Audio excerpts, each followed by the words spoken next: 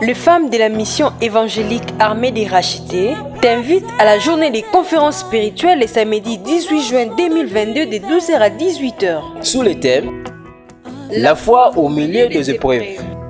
Toi qui es fatigué, toi qui es abattu, toi qui es découragé, viens écouter ce que Dieu veut te dire. Car la foi vient de ce qu'on attend et ce qu'on attend vient de la parole de Dieu. Viens bien-aimé, n'endurcis pas ton cœur. Adresse 349 quai Voltaire, 77 190, Damary Lélis. Porte numéro 5, deuxième étage, salle Maman Moza. Contact 07 83 53 12 03 06 46 85 97 67. Que Dieu te bénisse. Jésus-Christ revient bientôt. Alpha Omega, le Dieu de tout temps. Que je trouve à donner tout l'amour que mes yeux n'ont pas su te montrer. Je veux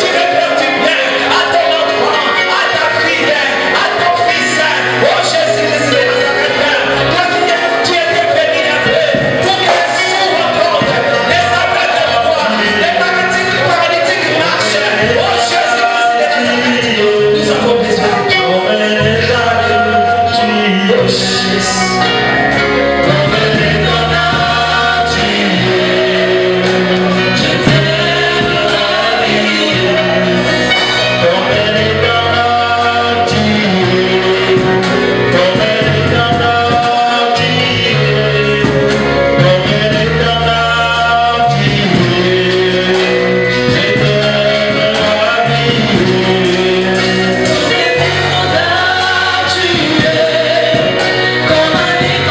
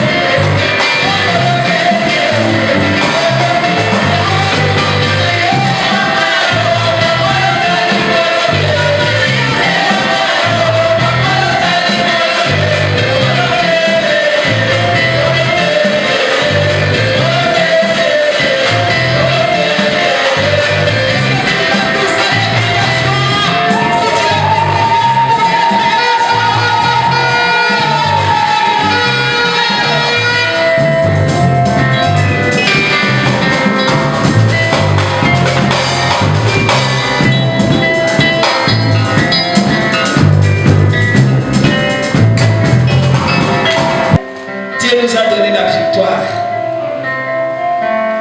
Maintenant, nous allons appeler l'oratrice de cet après-midi.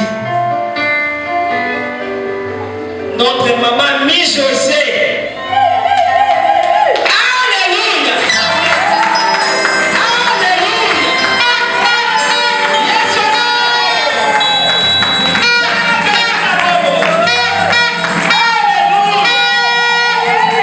Les vrais adorateurs peuvent adorer leur Dieu avec les acclamations cet après-midi.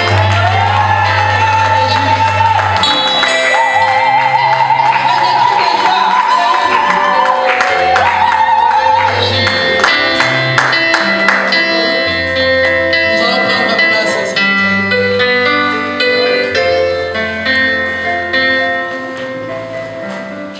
Shalom, shalom, shalom. Shalom. Gloire à Jésus. Vous savez, bien aimé, cet après-midi, je suis là pour quelqu'un qui a beaucoup prié toute la nuit, il n'arrive pas à dormir. Cette personne, elle a même commencé à se poser des questions. Est-ce que Dieu existe? Est-ce que Dieu m'écoute? Est-ce que quand je prie, il est là? Est-ce que la parole de la Bible, c'est vrai? Cet après-midi, je suis mandaté pour cette personne-là. Amen. Pour lui dire que Dieu existe. Amen. Il est fidèle. Il écoute la prière. Amen, amen. Amen. Nous allons partager un thème, la foi dans les épreuves. Bien aimé, quand on parle des épreuves, je vais d'abord commencer par définir qu'est-ce qu'une épreuve. Une épreuve, c'est une souffrance physique ou morale permise par Dieu dans la vie de son enfant. On peut aussi dire qu'une épreuve, c'est un moyen que Dieu utilise pour éprouver notre foi ou bien notre fidélité envers lui. Et tout cela, si Dieu permet des épreuves dans la vie de son Fils, c'est dans le but de nous faire monter, dans le but de nous faire élever, dans le but de nous amener d'un niveau A à un niveau B, d'un niveau 1 à un niveau 2, d'un niveau inférieur à un niveau supérieur. Amen, amen. Alors, je crois que nous connaissons les trois sources de la souffrance. On ne peut pas dire que toute souffrance est une épreuve, non. D'abord, nous pouvons voir même dans la Bible, on nous montre que quelqu'un peut être dans la souffrance. Pourquoi? Parce qu'il a péché. Nous avons l'histoire de David dans 2 Chroniques, chapitre 7, le verset 14. Là, on nous dit, excusez-moi, ce n'est pas le verset qui dit l'histoire de David, mais nous avons d'abord l'histoire de David. David qui était un roi, il est sorti avec la femme de son serviteur. Et il a eu un enfant avec la femme de son serviteur.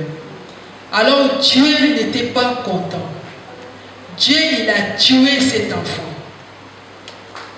Et Dieu a dit à David que parce que tu as péché contre moi, cet enfant ne peut pas rester à la vie.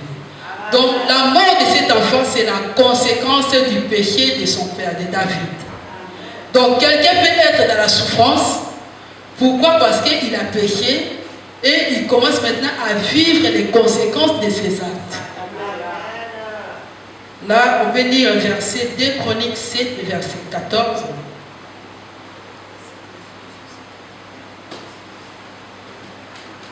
Quelqu'un dans la salle, s'il trouve 2 Chroniques.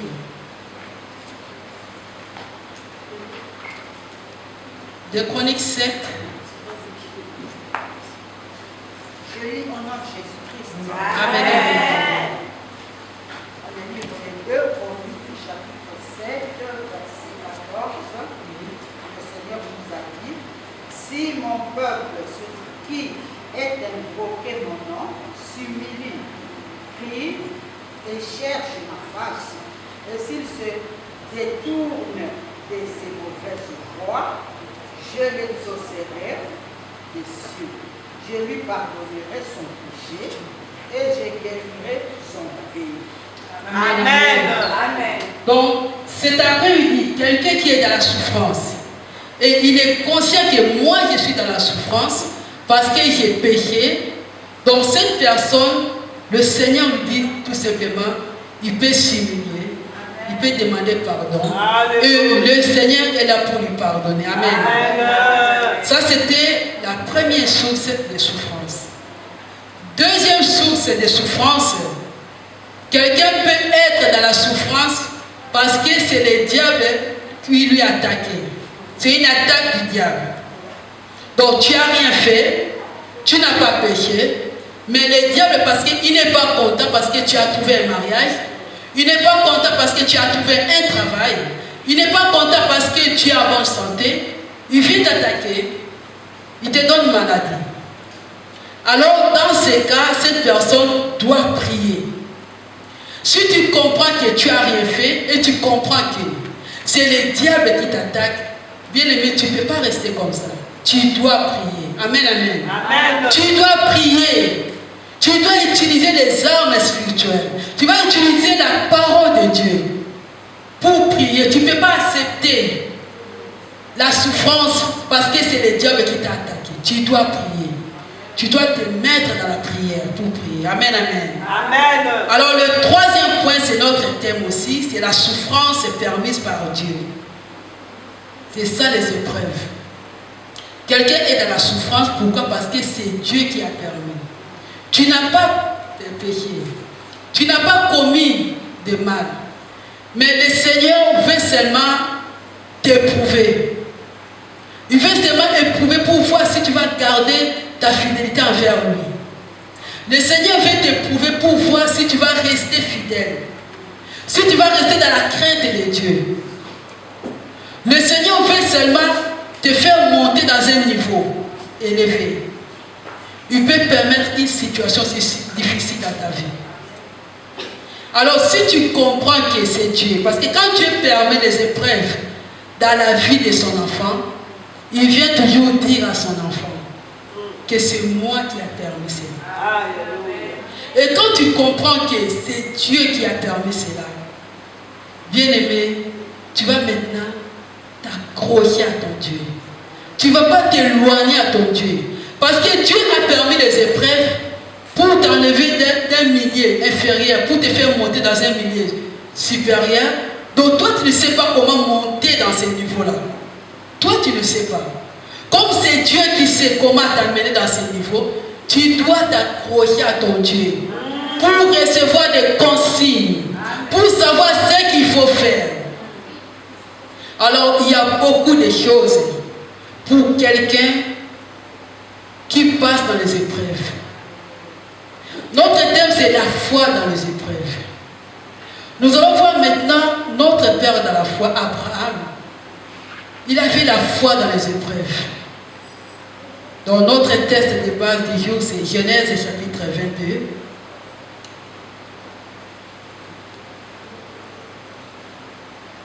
Genèse chapitre 22. On va commencer par le premier verset. Amen, amen. Est-ce que nous sommes là? Amen.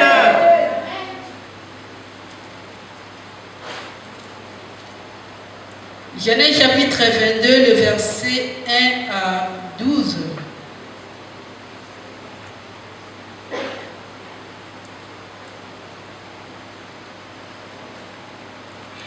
Je ne sais pas s'il y a quelqu'un qui a trouvé aussi dans la salle des choses dans la salle.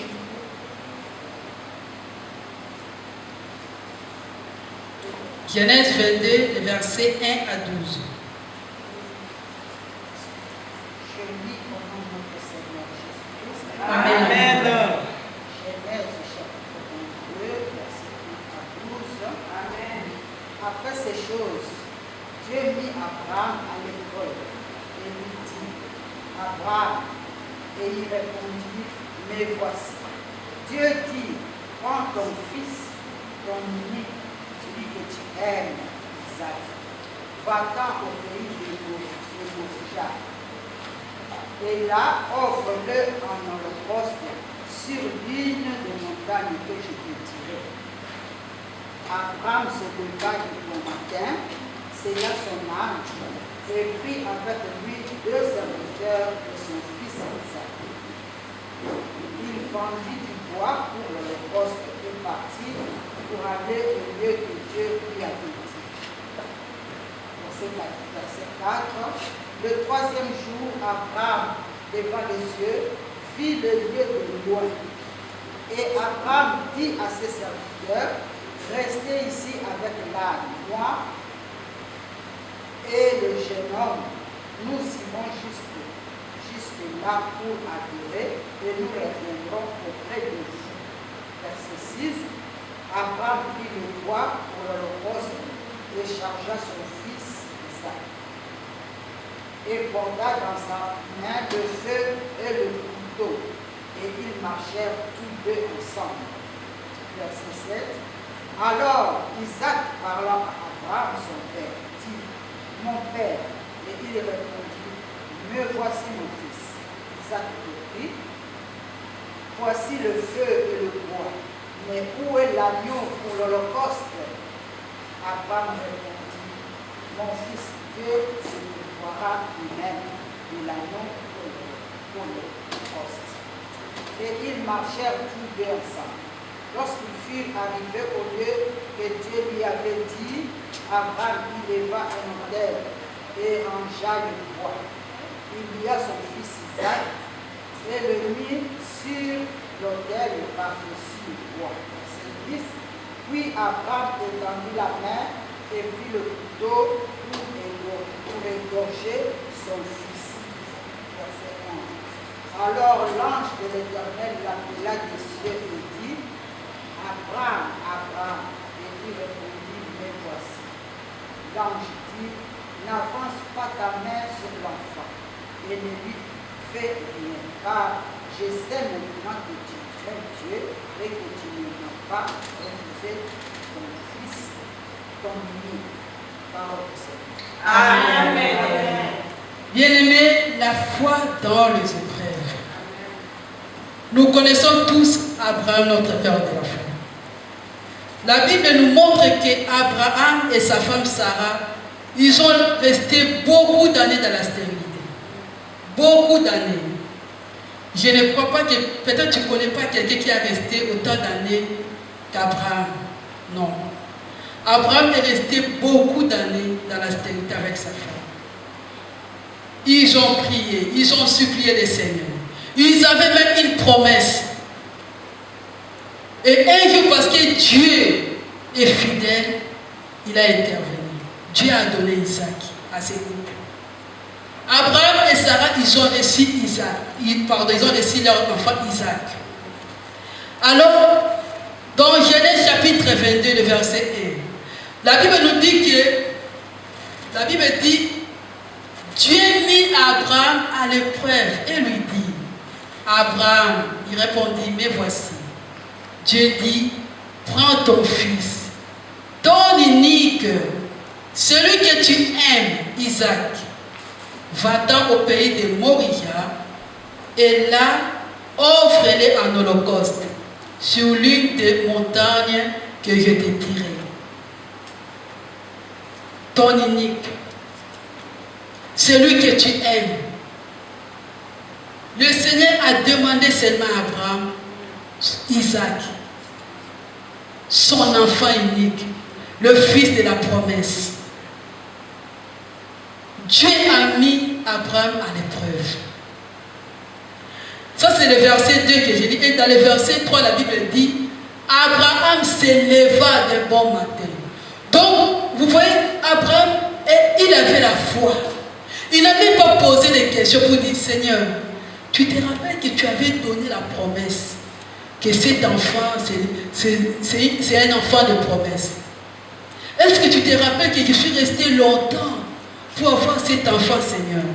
Est-ce que tu te rappelles que j'avais beaucoup prié, beaucoup intercédé pour avoir cet enfant? Abraham, il n'a pas posé de questions. Quand Dieu a demandé quelque chose à Abraham, Abraham s'éleva. De bon matin, il s'éleva. il avait la foi. Il s'est élevé. Abraham, il avait la foi dans son épreuve. Il s'éleva pour aller faire ce que Dieu lui a dit. Bien-aimé, je ne sais pas ce matin si tu passes dans un moment d'épreuve aussi. Parfois, le Seigneur a touché ton travail. Parfois, le Seigneur a touché ta santé. Tu crains Dieu, tu sers le Seigneur. Mais le médecin a déclaré une maladie incurable dans ta vie. Et tu commences à demander pourquoi ça. Est-ce que Dieu m'écoute? Est-ce que je fais quelque chose?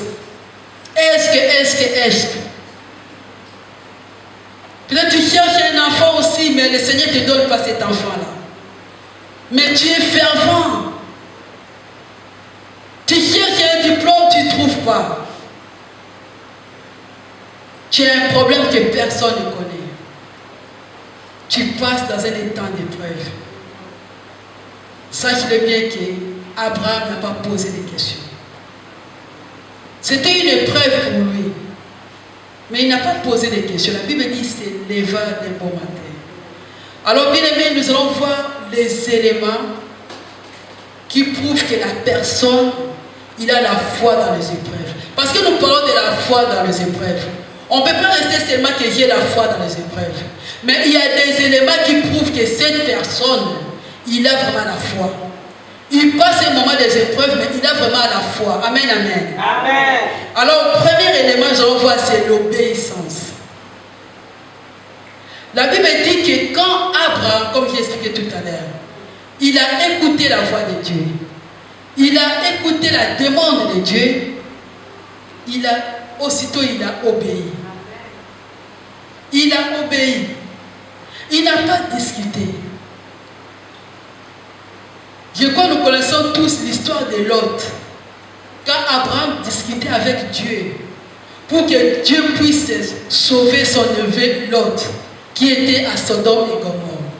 Abraham, il est resté longtemps à discuter avec Dieu. Donc c'est quelqu'un qui s'est aussi intercédé, hein, Abraham. Donc il s'est parlé avec Dieu, Abraham. Il reste aussi longtemps à parler avec Dieu. Mais ces jours-là, la Bible dit, quand Dieu lui a dit, va à Moria, dès bon matin, Abraham, qu'est-ce qu'il a fait? Il s'est levé. Il a obéi. Il a obéi, bien-aimé. Il a obéi.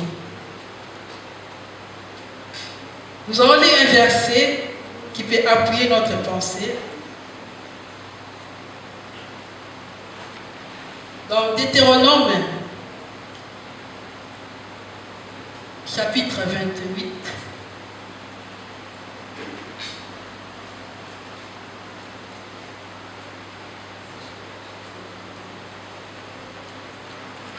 Le verset premier. Je ne sais pas s'il y a quelqu'un dans la salle.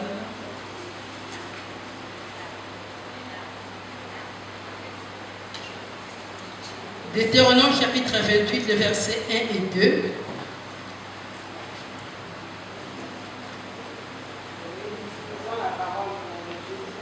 Amen, amen. Si tu obéis à la voix de l'Éternel, ton Dieu, en observant et en mettant en pratique tous ces commandements que je te prescris aujourd'hui, l'Éternel, ton Dieu, te donnera la supériorité sur toutes les nations de la terre. Voici toutes les bénédictions qui te répondront sur toi et qui seront ton partage lorsque tu obéiras à la voix de l'Éternel, ton Dieu. Amen, amen, amen. Amen. Il a la discrétion. Amen, amen. Amen. Il a la discrétion. Abraham n'était pas un homme seul. Il était marié à Sarah. Il était marié à Sarah. Mais quand il est sorti, il a caché à sa femme. La Bible n'a pas dit qu'Abraham a appelé sa femme pour dire que tu sais, Dieu nous a dit de prendre notre fils, d'aller faire l'Holocauste et tout ça. Non, il n'a pas dit ça. La Bible dit dès bon matin, il s'est levé, il a pris l'enfant. Il n'a même pas dit à Isaac, même son fils qu'on devait sacrifier, il n'était pas au courant. Nous avons lu, Isaac a demandé, il a dit, papa, on part là-bas, on a des bois, on a tout ce qu'il faut. Mais où est le bélier? Donc même Isaac, il n'était pas au courant. Même les deux serviteurs, ils n'étaient pas au courant. Donc personne n'était au courant. Seul Abraham qui était au courant. La discrétion. Bien aimé, tu es dans la souffrance. J'avais dit au début ce matin, je suis là, je suis mandaté pour une personne qui passe des moments de souffrance, qui se pose des questions.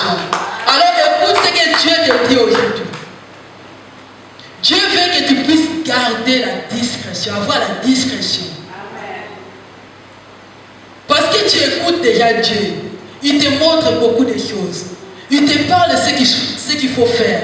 Maintenant, tu gardes ça pour toi. C'est pour toi. Comme Abraham a gardé ça. On ne sait jamais si Abraham il avait raconté à sa femme Sarah. Mais même moi, je vais contester. On a un seul fils. Un seul fils, on a déjà passé beaucoup de temps, on n'a pas eu d'enfant.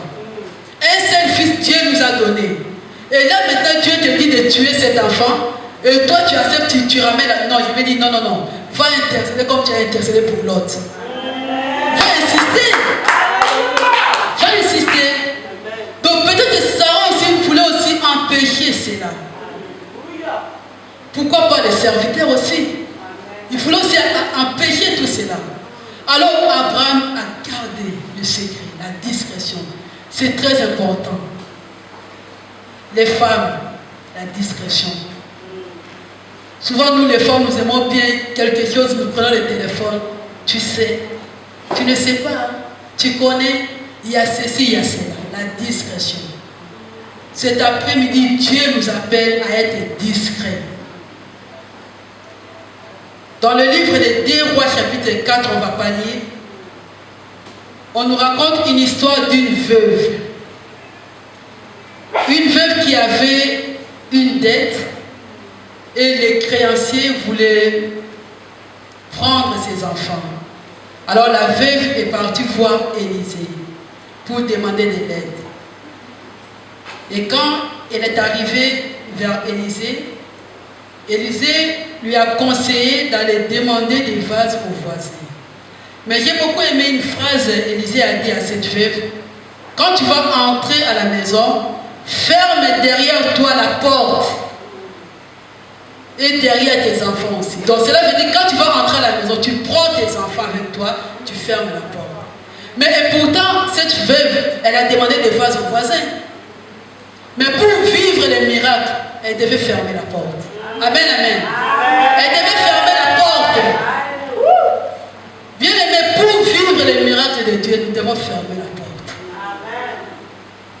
Tout ce que Dieu te dit, si tu commences à dire à tout le monde, Dieu m'a dit ça, Dieu m'a dit ça, Dieu m'a dit ça, un jour tu ne verras rien. Après tu diras, Dieu n'est pas fidèle, il m'avait dit ça, il m'avait dit ça. Parce que tu as dit à tout le monde, c'est que Dieu t'a confié. La discrétion. Abraham a caché même à sa femme. Il a caché à sa femme. Et le troisième point, la personne qui a la foi dans les épreuves, il n'abandonne pas. Amen. Amen. Il n'abandonne pas. Quand on a fait notre lecture dans Genèse chapitre 22, on a vu qu'on nous a parlé de 3 jours après. Donc Abraham, il a beaucoup marché. Il a beaucoup marché. Je crois que quand il marchait aussi, il réfléchissait aussi. Hein? Tu es un seul enfant, tu pars pour le tuer. Mais il n'a pas abandonné. La Bible dit 3 jours après, il a maintenant laissé ses serviteurs et lui, il a continué avec le fils, avec Isaac. La personne qui a la foi n'abandonne pas.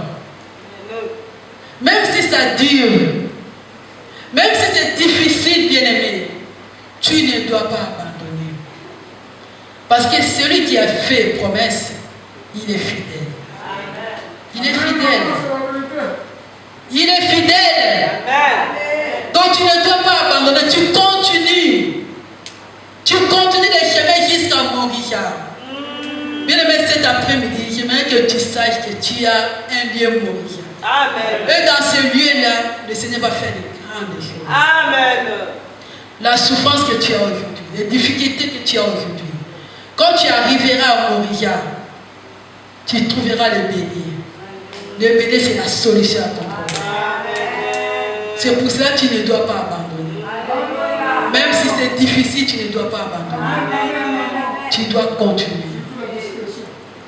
Même si les gens qui sont à côté de toi commencent à se moquer de toi, tu ne dois pas abandonner. Il ne me reste pas beaucoup de temps, bien aimé. J'aimerais bien appuyer ce message du matin par un témoignage. Un témoignage que j'ai vécu. C'est un moment aussi d'épreuve. Dieu m'a mis dans un moment d'épreuve pendant 8 ans. Je suis venu dans ce pays, bien aimé. À cette époque-là, j'étais fiancé à mon mari. Moi, je suis venu et lui, il est resté. En fait, c'est lui qui devait venir avant moi. Quand on s'est rencontrés, il me disait, j'ai un projet, je dois aller en Europe. Il s'est fait que moi, je suis venu. Après, lui, il est resté. Il a dit, non, tu peux partir, moi, je reviendrai. Donc, je vais te suivre. Donc, quand je suis arrivé ici, en tant que des chrétiens, moi, je savais que lui, il prie, un homme de Dieu. Et moi, de mon côté aussi, je prie. Je me suis dit que après 6 mois, mon mari sera là. J'avais dit ça quand je suis arrivé. Je dis, oh, je crois dans 6 mois, il sera là. On sera ensemble. La vie va continuer. Bien aimé, 6 mois, 1 année, 2 ans, jusqu'à 8 ans. Les 6 mois sont devenus 8 ans.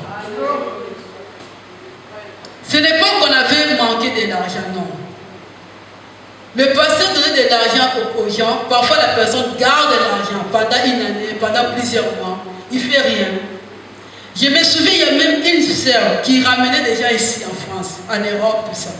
Quand le pasteur a donné l'argent, la sœur a pris l'argent. Elle ne faisait rien. Elle est même venue ici, on s'est vu avec la sœur, mais elle n'a pas ramené mon mari. Donc pendant 8 ans, c'était un moment qui n'était pas facile. Là, je raconte, bien aimé, 8 ans, ce n'est pas 8 jours, hein. Ce n'est pas 8 mois. C'est plus de 3000 jours, 8 ans. C'est plus de 3000 jours. Donc, je n'avais pas, pendant ces 8 ans-là, je n'avais pas de papier. Vous savez, dans ces pays, tu n'as pas de papier. Tu es une fille. Tu dois travailler. J'ai loué une chambre. Il faut payer la chambre. Il faut s'habiller, il faut manger. Il faut donner aussi la dîme. Parce que quand je parle de l'obéissance, tout est là-dedans. L'obéissance, quand tu es obéissant, tu donnes ta dîme, tu donnes aussi les offrandes. Donc il fallait que je donne aussi ma dîme, mes offrandes aussi. C'était pas facile, 8 ans. Mais pendant ces 8 ans, bien aimé, je me suis accroché. D'abord, j'ai commencé à prier. 6 mois, 1 année. Le Seigneur m'a fait grâce. C'était plutôt, le Seigneur m'a dit que c'est moi qui permets ça, je sais. Tellement je priais beaucoup, je pleurais beaucoup. Il y avait même, je peux aller visiter des gens comme ça. Je vais entrer, la personne, s'il y avait un enfant de Dieu, l'enfant de Dieu commence à prophétiser pour moi. Je ne te connais pas, mais le Seigneur me dit, la situation que tu passes, c'est lui qui a permis. Accroche-toi, il fera quelque chose pour toi. Donc c'était plutôt le Seigneur m'a montré que c'était un moment d'épreuve pour moi. Alors je me suis accroché au Seigneur. Je priais. Je suis resté obéissant à mon Dieu. J'étais tout le temps à l'église. Ce témoignage, je peux même arrêter cela. Je peux même dire à ma soeur de continuer parce que j'étais avec la soeur.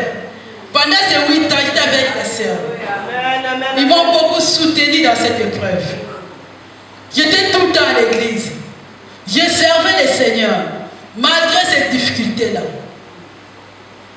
Tu ne peux pas abandonner le Seigneur parce que tu es dans la souffrance. Tu ne peux pas abandonner l'œuvre de Dieu parce que tu es dans la souffrance. Il y a des enfants de Dieu, des serviteurs de Dieu qui disent que moi je n'ai rien fait, je suis fidèle, tout le temps je suis là, le Seigneur a permis cela, j'arrête. Non. Quand tu passes des moments d'épreuve, tu dois rester fidèle à Dieu. L'obéissance, tu dois rester toujours. Jusqu'à ce que tu arriveras à Moria. J'insiste de lieu Moria parce qu'il y a quelqu'un qui veut que Dieu veut qu'il puisse arriver à Moria. Il y a quelqu'un parmi nous. Dieu veut que tu arrives à Moria. Parce que là, il y a la solution pour toi. Tu as beaucoup prié, tu as beaucoup pleuré. Mais Dieu veut que tu puisses persévérer. Dieu veut que tu restes obéissant. Ce que tu avais abandonné, que tu reprennes. Parfois, on est découragé. Il m'est arrivé aussi. Je me rappelle, il m'est arrivé, il y avait un nouvel an comme ça, c'était les réveillons à l'église. Tellement j'ai passé, je ne sais pas si c'était 4e année ou 5e année. J'étais vraiment fatigué, j'ai dit Seigneur. Tous les débuts de l'année, j'ai dit Seigneur, je prophétise, je proclame. J'ai dit Seigneur, cette année, mon mari sera là, mon mari sera là. Je vais encore aller cette nuit pour aller proclamer, alors je ne vois rien. Je ne vais pas aller. J'avais dit ça aussi, j'étais fatigué. Non, je ne vais pas aller. Je ne vais pas aller. Je suis resté. Heureusement, mon pasteur, cette nuit-là, il a regardé parce qu'il savait que j'arrivais un peu tôt pour toucher par-ci, par-là à travailler. Mais la sœur nous a aidés.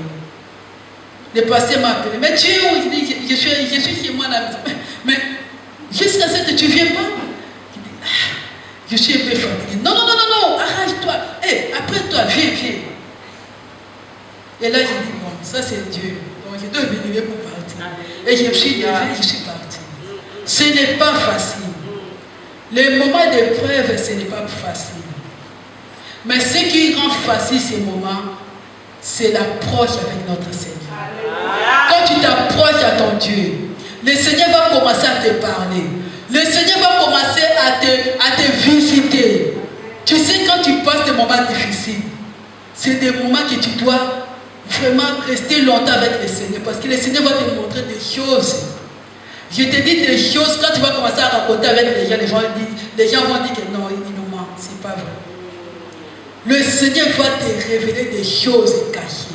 Amen. Il a dit invoque-moi, je te répondrai. Je te montrerai des choses cachées que tu ne connais pas.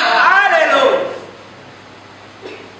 C'est pendant ce moment que les enfants de Dieu doivent s'accrocher de plus en plus avec leur Dieu.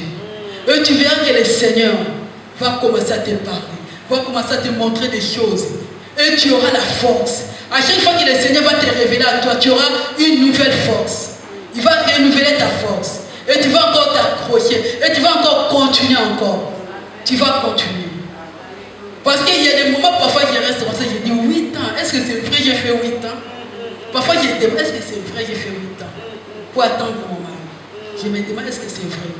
Mais parce que j'étais tout le temps avec mon Seigneur, avec mon Dieu. J'étais tout le temps, je parlais tout le temps avec mon Dieu. Je recevais des consignes, ce qu'il faut faire, comment il faut marcher. Jusqu'à ce que, parce qu'à la fin, au début, le Seigneur vient pour te dire, c'est moi qui ai permis. Sache-le bien, à la fin, le Seigneur vient pour te dire que maintenant, je vais faire quelque chose. Il vient toujours. Si c'est un moment de preuve, le Seigneur vient toujours à la fin pour dire que maintenant, je vais faire quelque chose. Maintenant, je vais faire quelque chose. Jusqu'à la fin, quand je suis arrivé à Moria, que moi je ne savais même pas, le Seigneur est venu et dit maintenant, je vais ouvrir la porte. Il va venir. C'était trop facile quand il est venu. On a fait des efforts pendant 8 ans, mais quand le Seigneur a dit maintenant c'est bon, c'était trop facile. Vous savez, je ne sais pas comment Abraham a convaincu son fils pour venir avec lui. Même en cours de jeu, son fils a demandé, mais on a ça, mais oui, le bélier, tout ça. Il fallait convaincre encore son fils, non, je vais gérer, là, il va pouvoir tout ça. Mais quand le Seigneur est venu à Moria, c'était facile. Abraham a regardé seulement le bélier là. Il n'a même pas parlé, il n'a même pas prié. Il a seulement regardé, la Bible dit qu'il a seulement regardé à côté, le bélier était là. Donc quand c'est le moment, tu ne feras pas d'effort. Tu ne feras pas, là où tu cours, chaque fois maintenant tu commences à courir, tu ne feras pas d'effort. Quand c'est le moment, parce que chaque fois tu changes de société, tu changes de travail, tu travailles pendant 6 mois, tu arrêtes, tu vas là-bas 8 mois, tu arrêtes, tu vas là-bas 1 année. Quand le Seigneur dira que maintenant je vais te placer dans une entreprise, tu ne feras pas d'effort. Tu ne chercheras pas pour envoyer des CV, non. Tu ne feras pas d'effort. Même toi-même tu diras, mais c'est facile. C'est facile. Quand le Seigneur vient pour répondre, c'est facile. Alors, bien aimé, à Moria, qu'est-ce qu'il y a à Moria? D'abord, il y a la solution à Moria. Il y a la solution à ton problème. C'est pour cela qu'il faut arriver à Moria. Il faut persévérer. Il faut rester obéissant. Il faut garder le secret, être discret pour arriver à Moria. Parce qu'à Moria, il y a la solution à ton problème. À Moria, il y a la solution à ton problème. À Moria, tu vas découvrir un autre nom de Dieu que tu ne connais pas. Vous voyez, Abraham, il disait seulement à son fils, l'Éternel pourvoira. Mais il ne savait pas comment. Mais c'est à Moria qu'il a vraiment vécu. Le Seigneur a pourvu. C'est à Moria qu'il a dit Jéhovah Jireh. Amen. Amen. Alors si tu veux donner un autre nom à ton Dieu, tu veux encore découvrir ce que Dieu peut faire dans ta vie, va jusqu'à Moria. Va jusqu'à Moria. Tu diras à tout le monde, oh, l'Éternel est fidèle. Comme moi cet après-midi, j'ai dit l'Éternel est fidèle. Il est fidèle. Il est fidèle, même si ça tarde. Il vient toujours, il est fidèle. Donc, bien aimé, persévère. Va à Moria. À Moria, tu viendras pour témoigner. Vous savez, quand Isaac et Abraham sont revenus à la maison, c'est là qu'ils ont témoigné à tous les serviteurs et à Sarah. Mais vous étiez partis où? Est-ce que vous avez fait les sacrifices, tout ça? Ah, maman, toi, maman, tu as laissé papa. Mais il m'a ramené là-bas, il m'a attaché, tout ça. Comme la Bible dit, Abraham a attaché son fils. Mais j'espère qu'Isaac a raconté tout ça à sa maman. Mais comment tu as laissé papa là-bas? Il m'a attaché avec des filles, tout ça. Il a tout raconté. C'est par là que Sarah dit, ah, donc toi tu avais ramené l'enfant, mais c'est trop tard. C'est trop tard parce que quand Abraham a commencé à dire le bienfait de Dieu, ce que Dieu a fait, je crois que Sarah n'a pas continué à parler. Alléluia. Est-ce qu'on peut acclamer pour le Dieu fidèle? Il est merveilleux notre Seigneur. Alléluia.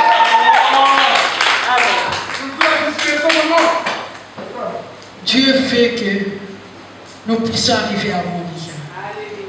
Cet après-midi, la personne qui passe des moments de souffrance, la personne qui pleure toute la nuit, on est là, on a dansé, on a adoré, mais la nuit, on ne sait pas comment tu dors. Quand tu es tout seul, on ne sait pas comment tu dors. Des fiancés qui t'abandonnent chaque fois. Tu es maintenant au troisième fiancé. Tu as pris la fille, ça ne va pas marcher. Tu as pris deuxième, ça ne va pas marcher. Troisième. Et tu as dit, ah, je vais laisser. Non, va jusqu'à Moria. Là-bas, tu ne feras pas d'effort. Tu trouveras la femme que Dieu a destinée pour toi. Tu ne feras pas d'effort. Bien-aimés, allons jusqu'à Moria. C'est ça le message de cet après-midi. Nous allons nous lever, bien-aimés. Le Dieu fidèle est parmi nous. Celui qui a accompagné Abraham, qui a pourvu, qui a donné les béliers, qui a fait qu'Abraham puisse changer de langage, il est là parmi nous. Celui qui nous garde, qui renouvelle notre force, il est là parmi nous. J'aimerais que tu regardes ta situation.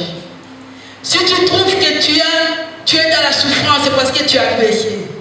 Commencez à demander pardon. La Bible dit, il est le miséricordieux et le compatissant. Là, la colère riche à bonté. Si tu m'humilis cet après-midi, il va te pardonner. Prends l'autorité. La Bible dit, résistez au diable. Résiste au diable. Et si tu sais que c'est des moments d'épreuve que tu passes, demande au Seigneur de te donner encore l'obéissance, la discrétion, de renouveler ta force, la persévérance, que tu arrives à Moria. Nous allons prier au nom de Jésus-Christ. Alléluia. Bénissons ton Seigneur, Père. Merci Seigneur pour ce moment merveilleux. Merci pour cette parole, Seigneur, que tu as confiée cet après-midi, Seigneur. Nous sommes là dans ta présence, Seigneur. Et toi, tu nous as parlé, Seigneur.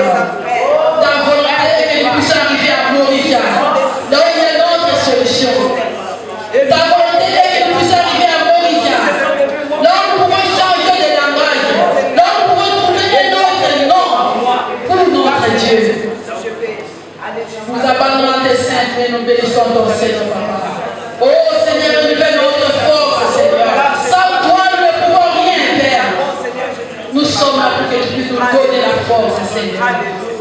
Merci, notre Seigneur. Merci, Seigneur. Alléluia.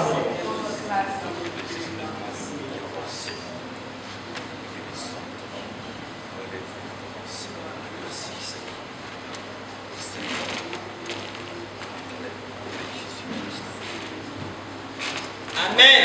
Amen. La parole a été claire. Amen. Ça fait pendant 3 semaines que le Seigneur a invité ses enfants parce qu'il avait quelque chose à nous dire. La Bible nous dit, la foi vient de ce qu'on entend. Et ce qu'on entend vient de la parole de Dieu. Et cet après-midi, le Seigneur voulait parler à son peuple. Il voulait parler à ses enfants pour nous donner des instructions, pour nous donner comment marcher dans ce monde que lui il a créé. Car ici, dans ce monde, il y a beaucoup de choses que l'ennemi ne veut pas que nous puissions l'appartenir. C'est pour cela, Seigneur Jésus, comme il est amour, cet après-midi, il nous a invités. C'est pour cela, moi et mes bien-aimés, nous lançons des cris de joie pour dire que tu es bon. Alléluia!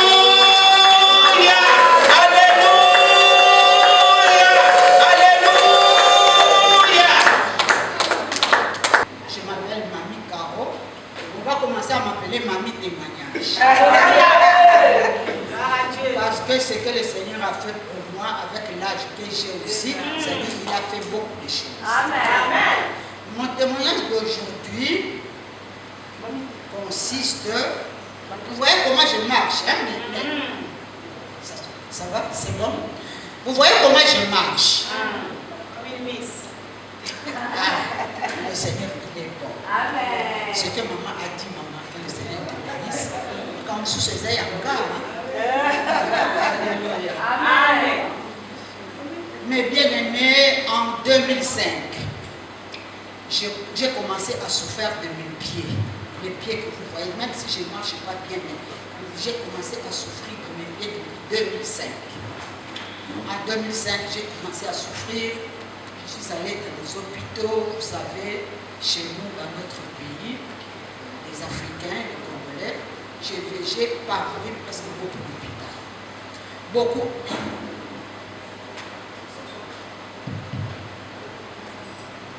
Je suis allée dans beaucoup d'hôpitaux.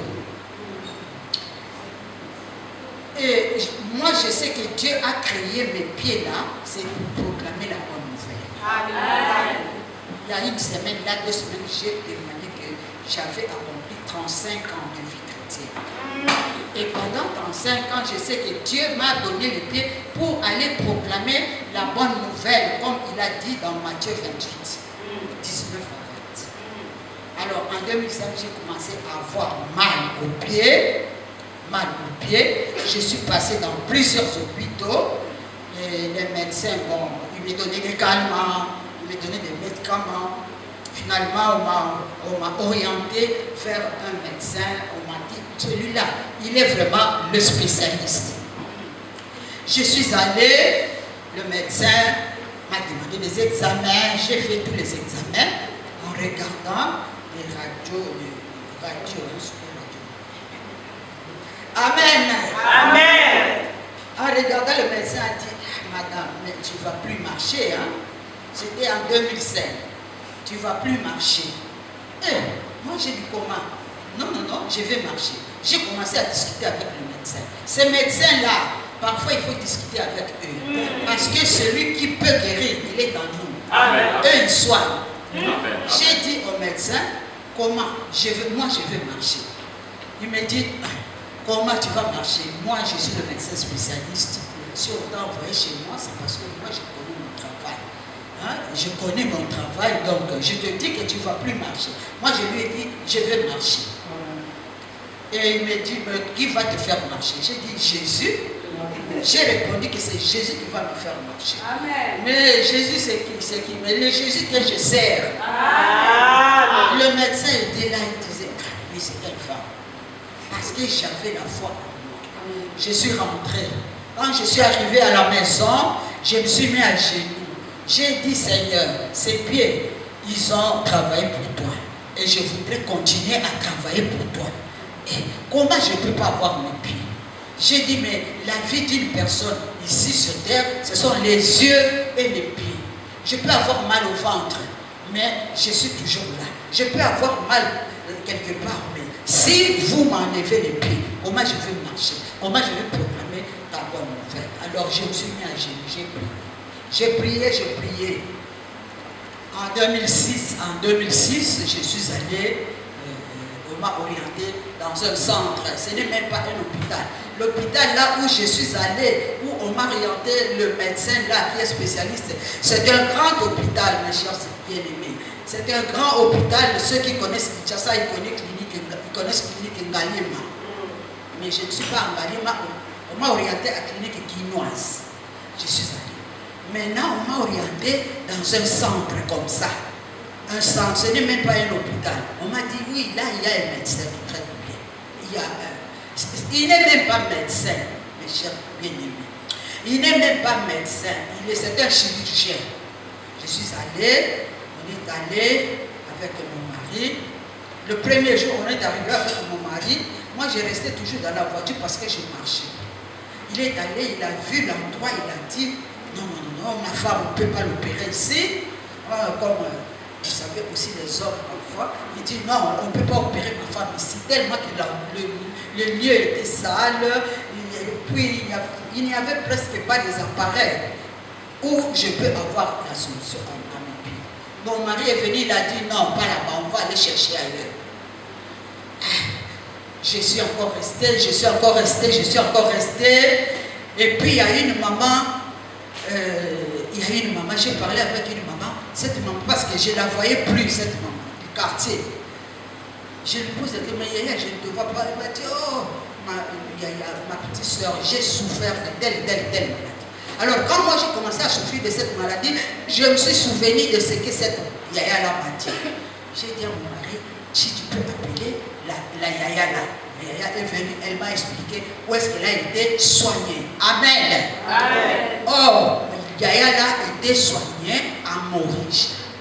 Elle était soignée à Maurice.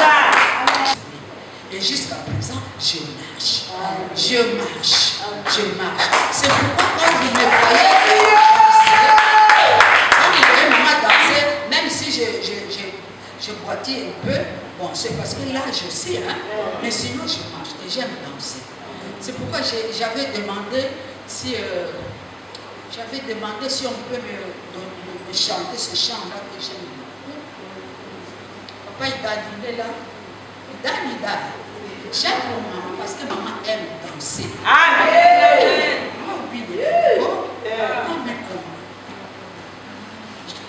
La chanson là, ne vous étonnez pas. La Bible dit il y a beaucoup d'appelés, mais peu de lits. Les peu de lits, ce sont nous qui sommes là. Amen.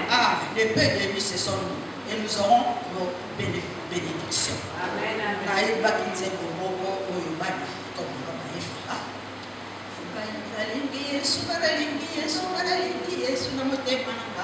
Ala ndenge ya komisinga